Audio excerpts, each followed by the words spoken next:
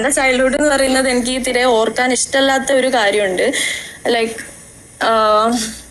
ഞാൻ 2 വട്ടം അബ്യൂസ്ഡ് ആയിട്ടുണ്ട്. ഞാൻ ഇതുവരെ ആരോടും പറഞ്ഞിട്ടില്ല. എൻ്റെ പാർട്ട്ണറിനോടും എൻ്റെ രണ്ടാമത്തെ അനിയത്തിനോടും അല്ലാതെ ഞാൻ വേറെ ആരോടും പറഞ്ഞിട്ടില്ല. ഒരു 8th 9th ആ ഒരു ടൈമിൽ. അപ്പോൾ മലയാള ബിഗ് ബോസ് ചരിത്രത്തിലെ ആദ്യത്തെ ലെസ്ബിയൻ കപ്പിളാണ് നമ്മുടെ ആദില നൂറ എന്ന് പറയുന്ന 2 കുട്ടികൾ. ഈ കുട്ടികളെക്കുറിച്ച് ഇതിനു മുന്നേ തന്നെ 2-3 വീഡിയോകൾ നമ്മൾ ചെയ്തിട്ടുണ്ട്. 1999 നസീറ ബദർ എന്നീ പറയുന്ന ദമ്പതികൾക്ക് 3 അബോർഷന് ശേഷം ഉണ്ടായ ഒരു പെൺതരിയാണ് നമ്മുടെ നൂറ എന്ന് പറയുന്നത്. തീർച്ചയായിട്ടും അവർക്ക് ഈ ബിഗ് ബോസിൽ നല്ല മത്സരാർത്ഥികളാണ്. നല്ലോണം മത്സരങ്ങളെല്ലാം കളിച്ച് മുന്നോട്ട് കൊണ്ടുപോകാൻ വേണ്ടി സാധിക്കുന്നുണ്ട്. ഇവരെ ജീവിതം ചർച്ച ചെയ്യുന്ന പല വീഡിയോകളിൽ ഞാൻ കണ്ടിട്ടുണ്ട്. ഒരുപാട് കമൻറ്റുകൾ ഇവർക്കെതിരായിട്ട് തന്നെയാണ്. 90% കമൻറ്റുകളും വരുന്നത് എന്നുള്ളതാണ്. കാരണം ഫാമിലിയെ വലിയൊരു ഇമ്പോർട്ടൻ്റ് കൊടുക്കാത്ത 2 ആൾക്കാരും വലിയൊരു ഇമ്പോർട്ടൻ്റ് കൊടുക്കാത്തത് പോലെയാണ് നമുക്ക് ഫീൽ ചെയ്യാറ്. ഇതിൽ 2 ആളിൽ ഒരാൾ മാത്രമാണ് ലെസ്ബിയൻ ആയിട്ടുള്ളത്. അത് ആദിലയാണ്. നൂറ ഒരു സാധാരണ കുടുംബത്തിൽ ജനിച്ച് അതുപോലെ തന്നെ സൗദിയിൽ അവരുടെ കുട്ടിക്കാലം എല്ലാം തന്നെ വിദ്യാഭ്യാസത്തിന് വേണ്ടി സൗദിയിലാണ് അവർ ചിലവാക്കിയിട്ടുള്ളത് എന്നുള്ളതാണ്. അവരുടെ ജീവിതത്തിൽ എന്തോ ഒരു ഫ്ലാഷ് ബാക്ക് ഉണ്ട് എന്ന് എൻ്റെ പല വീഡിയോയിൽ ഞാൻ പറഞ്ഞിരുന്നു. അതാണ് അവരെ മാനസികമായിട്ട് തളർത്തിയതും അതുപോലെ തന്നെ ഇത്തരമുള്ള ഒരു ലെസ്ബിയൻ ജീവിതത്തിലേക്കും മറ്റുമെല്ലാം ജീവിതം എങ്ങനെയെങ്കിലും ഒന്ന് ജീവിച്ച് തീർക്കണം എന്നുള്ളൊരു കോലത്തിലാണ് അവർ മുന്നോട്ട് പോകുന്നത് എന്ന് എനിക്ക് പല ആവർത്തി തോന്നിയിരുന്നു. അത് സത്യമാണ് എന്ന് എനിക്ക് മനസ്സിലായി. ബിഗ് ബോസ് കൊടുത്ത ഒരിടത്ത് എന്ന് പറയുന്ന ടാസ്കിൽ അവർക്ക് കിട്ടിയ വിഷയം എന്ന് പറയുന്നത് കുട്ടിക്കാലം, അതുപോലെ തന്നെ അച്ഛൻ, അതുപോലെ തന്നെ പേഴ്സണൽ ലൈഫ് എന്നീ കാര്യങ്ങളായിരുന്നു. അത് ഉപയോഗപ്പെടുത്തിക്കൊണ്ട് കുട്ടിക്കാലത്തെക്കുറിച്ച് വാത്തോരാതെ തന്നെ നമ്മുടെ നൂറ സംസാരിക്കുന്നതും നമ്മൾ കണ്ടു. പക്ഷേ അവരുടെ കുട്ടിക്കാലത്ത് അവർക്കുണ്ടായ ഒരു അനുഭവം എന്ന് പറയുന്നത് ഒരിക്കലും ഒരു പെൺകുട്ടിക്കും ജീവിതത്തിൽ സംഭവിക്കാൻ പാടില്ലാത്തത് തന്നെയാണ്. കേട്ടപ്പോൾ വളരെ സങ്കടവും അതുപോലെ തന്നെ വളരെ വിഷമവും തോന്നിയ ഒരു കാര്യം. അവരുടെ കുട്ടിക്കാലം എന്ന് പറയുന്നത് ഞാൻ പറഞ്ഞ പോലെ സൗദിയിലായിരുന്നു.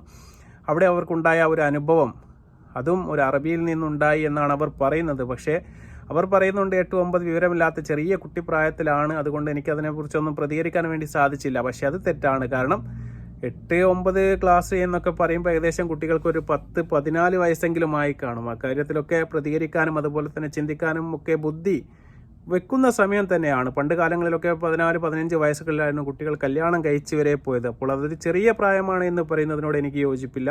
തീർച്ചയായിട്ടും വിവരവും വിദ്യാഭ്യാസവും എല്ലാം എത്തുന്ന ഒരു പ്രായം തന്നെയാണത്.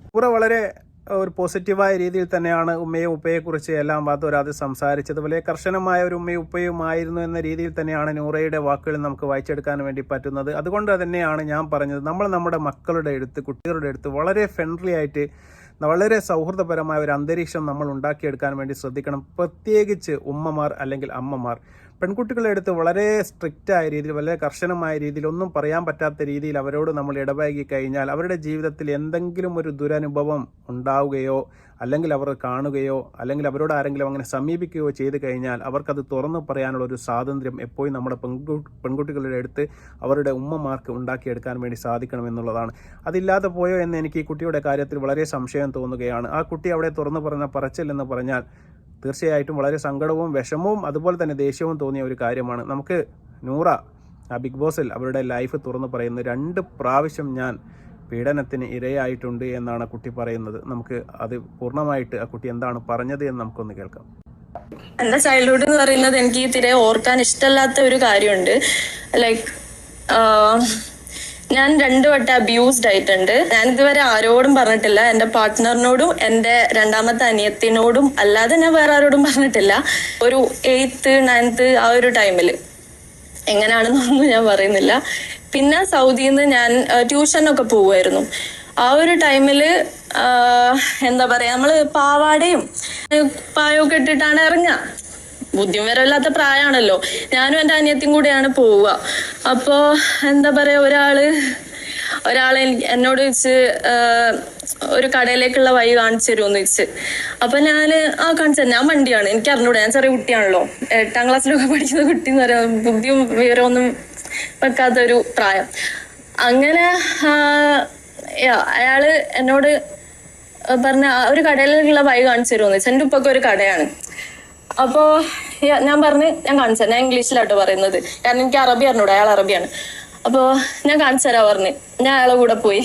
അയാൾ എന്നെ നേരെ കൊണ്ടുവന്നത് എന്റെ തൊട്ടപ്പുറത്തെ ബിൽഡിങ്ങിന്റെ മുകളിലേക്ക്, ടെറസിമിലേക്ക്. അപ്പൊ അയാളെ കയ്യിൽ കത്തി ഉണ്ടായിരുന്നു. അയാളെന്റെ കഴുത്തിൽ അത് വെച്ചു. അയാള് എന്തൊക്കെയോ ഫൈൻ. 2 വട്ടം ഞാൻ അബ്യൂസ്ഡ് ആയിട്ടുണ്ട് എൻ്റെ ചൈൽഡ്ഹുഡിൽ. കാര്യങ്ങളൊക്കെ ഉണ്ടായിരുന്നു. പക്ഷെ എനിക്ക് എൻ്റെ പാരൻസിനോടും അത് ഷെയർ ചെയ്യാൻ അങ്ങനെ പറ്റിയില്ലായിരുന്നു ആ ഒരു ടൈമിൽ. കാരണം ഓലെന്ത് വിചാരിക്കും, ഓൽക്ക് വിഷമാവോ അത് പറഞ്ഞാല്, ഇനി ഓലത് കേട്ട പോലെ എന്തായിരിക്കും റിയാക്ട് ചെയ്യുക, എന്നെ ഇനി വീട്ടിൽ തന്നെ ഇടുവോ, അടിച്ചിടുവോ. എനിക്ക് ഭയങ്കര എന്താ പറയാ, ആരോടും പറയാനും പറ്റുന്നില്ല, ഒന്നും ഷെയർ ചെയ്യാനും പറ്റുന്നില്ല. അത് ഭയങ്കര ആയിട്ടുള്ളൊരു സമയമായിരുന്നു ചെറുപ്പകാലം. നൂറ പറഞ്ഞത് നിങ്ങൾ കേട്ട് കാണും. അവരുടെ ബദർ എന്ന് പറയുന്ന അവരുടെ അച്ഛനും അതുപോലെ തന്നെ നസീറ പറയുന്ന ഉമ്മയ്ക്കും ഒരുപാട് കാത്തിരിപ്പിനൊടുവിൽ കിട്ടിയ ഒരു പെൺതരിയാണ് നമ്മുടെ നൂറ എന്ന് പറയുന്ന പെൺകുട്ടി. അവർക്ക് നൂറിൻ, നൂർജഹാൻ, നൂർ എന്നീ പല പേരുകൾ ഇട്ടെങ്കിലും അവസാനം ഫാത്തിമ നൂറ എന്നുള്ള പേരിൽ അവർ അങ്ങോട്ട് ഉറപ്പിക്കുകയായിരുന്നു. പക്ഷേ അവർ ചെറിയ കാലം എന്നൊക്കെ പറയുന്നത് വളരെ സ്നേഹത്തോടു കൂടി ഫാമിലിയൊപ്പം വളരെ നല്ല രീതിയിൽ തന്നെയാണ് താമസിക്കുകയും അതുപോലെ തന്നെ വിദ്യാഭ്യാസങ്ങളും എല്ലാം തന്നെ കടന്നു പോയിക്കൊണ്ടിരുന്നത്. എന്നാൽ ഈ കുട്ടി കുറച്ച് മുന്നോട്ട് എത്തിയതിന് ശേഷമാണ് അവരുടെ ജീവിതത്തിൽ ഇത്തരം ഒരു ദുരനുഭവം ഉണ്ടായത് എന്നാണ് പറയുന്നത്. 8-9 ക്ലാസ്സിൽ പഠിക്കുന്ന സമയത്താണ്. പക്ഷേ ആ സമയം എന്നൊക്കെ പറയുന്നത് അതും സൗദി എന്ന് പറയുന്ന ഒരു സ്ഥലത്ത് വെച്ച് അങ്ങനെയൊന്നും ഉണ്ടായിട്ടുണ്ട് എങ്കിൽ അത് പരാതിപ്പെടാനും അതിനെതിരെ നടപടികൾ കൈക്കൊള്ളുക എന്ന് പറയുന്നത് അറബി രാജ്യത്ത് എത്രയും പെട്ടെന്ന് നടപടികൾ ഉണ്ടാവുന്ന ഒരു രാജ്യമാണ്. പക്ഷേ എന്തുകൊണ്ടോ എന്നറിയില്ല, ഞാൻ പറഞ്ഞ മാതിരി ആ കുട്ടികൾക്ക് വീട്ടിലുണ്ടായ ഒരു പ്രശ്നം കൊണ്ട് തന്നെയാണ് ആ കുട്ടികൾ അത് വീട്ടിൽ പറയാതിരിക്കുന്നത് എന്നുള്ളതാണ്. ആ കുട്ടി പേടിച്ചത് മുന്നോട്ടുള്ള വിദ്യാഭ്യാസം തടസ്സപ്പെടുമോ, എനിക്ക് കിട്ടുന്ന ഫ്രീഡങ്ങൾ നഷ്ടപ്പെടുമോ എന്നൊക്കെ വിചാരിച്ചിട്ട് അദ്ദേഹം കഴുത്തിൻ്റെ അടുത്ത് കത്തി വെച്ചത് കൊണ്ട് മോശമായ രീതിയിൽ ആ കുട്ടിയോട് പെരുമാറി എന്നാണ് ആ കുട്ടി പറയുന്നത്. അതറിയുന്ന ഏക 2 വ്യക്തികളെന്ന് പറയുന്നത് ഒന്ന് ഈ ആദിലയും അതുപോലെ തന്നെ ഈ നൂറയുടെ അനുജത്തിമാരിൽ ഒരാൾക്ക് മാത്രമേ ഈ ലോകത്ത് അറിയാവൂ. അതുപോലെ തന്നെ ഇത് ഞാനിപ്പോൾ പറയുന്ന സമയത്തായിരിക്കും എൻ്റെ ബദർ എന്ന് പറയുന്ന ഉപ്പയും നസീറ എന്ന് പറയുന്ന ഉമ്മയും ഈ വിവരം അറിയുന്നത് എന്ന് ആ കുട്ടി പറയുകയാണ്. അത് പറയുന്നത് സത്യമാണ് എങ്കിൽ തീർച്ചയായിട്ടും ഞെട്ടിക്കുന്ന ഒരു വിവരം തന്നെയാണ്. കാരണം നമ്മുടെ പെൺകുട്ടികളിൽ ഇത്തരം ഒരു സ്വഭാവം ഒരുപാട് ആൾക്കാർക്കുണ്ട് എന്നുള്ളതാണ്.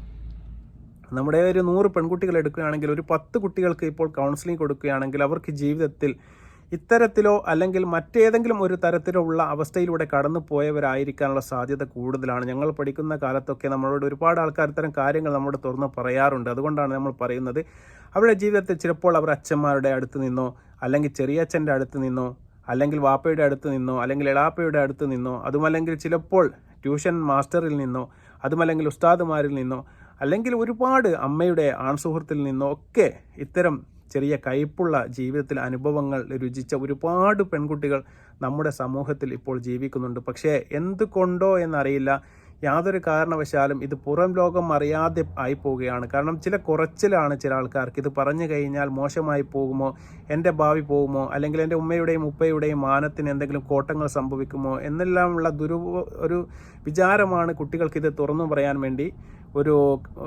കടമ്പയായിട്ട് അവർ കാണുന്നത്. മറ്റൊരു തരത്തിൽ ചില വീട്ടുകളിൽ എന്ന് പറഞ്ഞാൽ അവർ ഹിറ്റ്ലറിലെ മമ്മൂട്ടിയെ പോലെയാണ്. വളരെ രൂക്ഷമായ രീതിയിലായിരിക്കും അവർ കുട്ടികളുടെ ഇടയിലേക്ക് ഇടപഴകുന്നത്. അത്തരം കുട്ടികളുടെ ഒരു കാരണവശാലും എന്ത് തന്നെ സംഭവിച്ചാലും ആ കുട്ടികൾ ആ വീട്ടിൽ വന്ന് പറയുകയില്ല. കാരണം അവർക്ക് ഉമ്മയും ഉപ്പയും പേടിയാണ്. അതിൻ്റെ പുറത്ത് ഇത്രയും ഒരു കാര്യങ്ങൾ കൂടി അവർ വന്ന് അവതരിപ്പിക്കുക എന്ന് പറയുന്ന സമയത്ത് വളരെ രൂക്ഷമായ ലൗഡായ രീതിയിലായിരിക്കും ഉപ്പ അല്ലെങ്കിൽ ഉമ്മ സംസാരിക്കുന്നത്. അതാണ് ഞാൻ പറഞ്ഞത്. നിങ്ങൾ വീട്ടിൽ തീർച്ചയായിട്ടും പെൺകുട്ടികളുള്ള ഉമ്മമാരോടാണ് ഞാൻ പ്രത്യേകം പറയുന്നത്, നിങ്ങൾ മക്കളോട് വളരെ സൗഹാർദ്ദപരമായിട്ട് പെരുമാറണം. അല്ല എങ്കിൽ കുട്ടികൾ നമുക്കിതുപോലെ നഷ്ടപ്പെടും. ഇപ്പോൾ അത്തരമൊരു പ്രശ്നത്തിൽ നിന്ന് ആ കുട്ടിയെ മോചിപ്പിച്ചിരുന്നു എങ്കിൽ തീർച്ചയായിട്ടും ഇന്ന് ഇത്തരം ഒരു ജീവിതത്തിലേക്ക് ഇവർ കടക്കുകയില്ലായിരുന്നു എന്ന് 100% ഞാൻ ഉറച്ചു വിശ്വസിക്കുകയാണ്. ഞാൻ പല ആവർത്തി ഞാൻ പറഞ്ഞിരുന്നു, ഇവരുടെ ജീവിതത്തിൽ എന്തോ ഒരു വേണ്ടാത്ത അനുഭവം ഇവരുടെ ചെറുപ്പകാലത്ത് സംഭവിപ്പിച്ചു പോയത് കൊണ്ട് തന്നെയാണ് ഇത്തരം ഒരു മോശകരമായ രീതിയിലുള്ള ഒരു ജീവിതം തിരഞ്ഞെടുത്തുകൊണ്ട് മുന്നോട്ട് പോകാനുള്ളൊരു പ്രേരണ അവർക്ക് കിട്ടിയത് എന്നുള്ളതാണ്. ജീവിതത്തിൽ ഇത്തരം കയ്പനുഭവങ്ങൾ രുചിച്ച ഒരാൾക്ക് ഇനി മുന്നോട്ട് എന്ത് ജീവിതം എങ്ങനെയെങ്കിലും ജീവിച്ച് തീർത്താൽ മതി എന്നുള്ള ഒരു അനുഭവം അവരുടെ ഉള്ളിലുണ്ട്. അതുകൊണ്ട് തന്നെയാണ് ഇനി ലെസ്ബിയൻ ആണെങ്കിലും കുഴപ്പമില്ല, ഇനി പെണ്ണായാലും അങ്ങനെ എങ്ങനെയെങ്കിലും അങ്ങോട്ട് ഒരു ലൈഫ് മുന്നോട്ട് കൊണ്ടുപോയാൽ മതി, എനിക്ക് ജീവിക്കാൻ ഒരു ജോലി വേണം എന്നുള്ള ആഗ്രഹം മാത്രമായിരുന്നു നൂറ എന്ന് പറയുന്ന കുട്ടിയുടെ ഉള്ളിലുള്ളത്. അതുകൊണ്ട് തന്നെയാണ് വലുതായപ്പോൾ ഒരു ആൺതുണ തേടി പോകാൻ ആ കുട്ടിക്ക് പറ്റാതിരുന്നത്. കാരണം ആണുങ്ങളോട് ഉള്ളിൻ്റെ ഉള്ളിൽ ഒരു ദേഷ്യം ഉടലെടുക്കുകയാണ്. ചെറുപ്പത്തിൽ 2-3 ആൾക്കാർ ഇത്തരം വൃത്തികേടുകൾ കാണിച്ചത് കൊണ്ട് ഒരു മുഴുവൻ ആണിനോടും ഒരു വിരോധം ഈ കുട്ടിയുടെ ഉള്ളിൽ ഉടലെടുക്കുകയാണ്. അതുകൊണ്ട് തന്നെയാണ് ആ കുട്ടി ആദില എന്ന് പറയുന്ന ഒരു ലെസ്ബിയനെ സ്വീകരിക്കാനും അവരുടെ ഒപ്പരം അവരുടെ ലൈഫ് ഇങ്ങനെ കളഞ്ഞു കുളിക്കാനും എല്ലാം തന്നെ ഉണ്ടായ ഒരു പ്രധാനപ്പെട്ട കാരണം എന്നുള്ളത്. അവിടെ തിരുത്താൻ അവരുടെ മാതാപിതാക്കൾക്ക് സാധിച്ചില്ല. തീർച്ചയായിട്ടും ഈ വീഡിയോ കാണുന്ന സമയത്ത് ആ മാതാപിതാക്കൾ ഒരുപാട് അതിനെക്കുറിച്ച് സങ്കടപ്പെടാൻ വേണ്ടി സാധ്യതയുണ്ട്. ഒരുപാട് സ്നേഹിച്ച മാതാപിതാക്കളാണ്. ആ വാപ്പ കൊടുത്ത ഡയമണ്ട് നെക്ലേസ് അതുമാത്രമാണ് ആ കുട്ടി വീട്ടിൽ നിന്ന് ഇറങ്ങുന്ന സമയത്ത് എടുത്തത് എന്നുള്ളതാണ്. അതിപ്പോൾ ആദിലക്ക് കൊടുത്തിട്ടുണ്ട്. കാരണം ഉപ്പയുടെയും ഉമ്മയുടെയും സ്നേഹം ആദിലക്കും കിട്ടിയിട്ടില്ല എന്നാണ് പറയുന്നത്. അവളും പറയുന്നുണ്ട് അവിടെ എളാപ്പ എന്തെങ്കിലും മോശമായ രീതിയിൽ പ്രതികരിച്ചു, അങ്ങനെ ആക്കി എന്നാണ് പറയുന്നത്. ഈ രണ്ട് കുട്ടികളുടെ ജീവിതത്തിലും ചെറുപ്പകാലത്തിൽ വളരെ മോശകരമായ അനുഭവങ്ങൾ അവർക്കുണ്ടായത് കൊണ്ട് മാത്രമാണ് അവർ ഇത്തരമൊരു ജീവിതത്തിലേക്ക് വന്നത് എന്നുള്ളതാണ്. അല്ലാതെ അവരുടെ ജനിതകമായ രീതിയിലുള്ള ലെസ്ബിയൻസ് കൊണ്ടോ അല്ലെങ്കിൽ അവർക്ക് ആണുങ്ങളോട് അട്രാക്ഷൻ തോന്നാത്തത് കൊണ്ടോ ഒന്നുമല്ല ഇവർ ഈ ജീവിതത്തിലേക്ക് എത്തിയത് എന്ന് തെളിയിക്കുന്ന ഏറ്റവും പ്രധാനപ്പെട്ട ഒരു വിവരമാണ് ഈ ബിഗ് ബോസിൻ്റെ 7ാമത്തെ സീസണിൽ അവർ ഇപ്പോൾ പങ്കുവച്ചിരിക്കുന്നത്.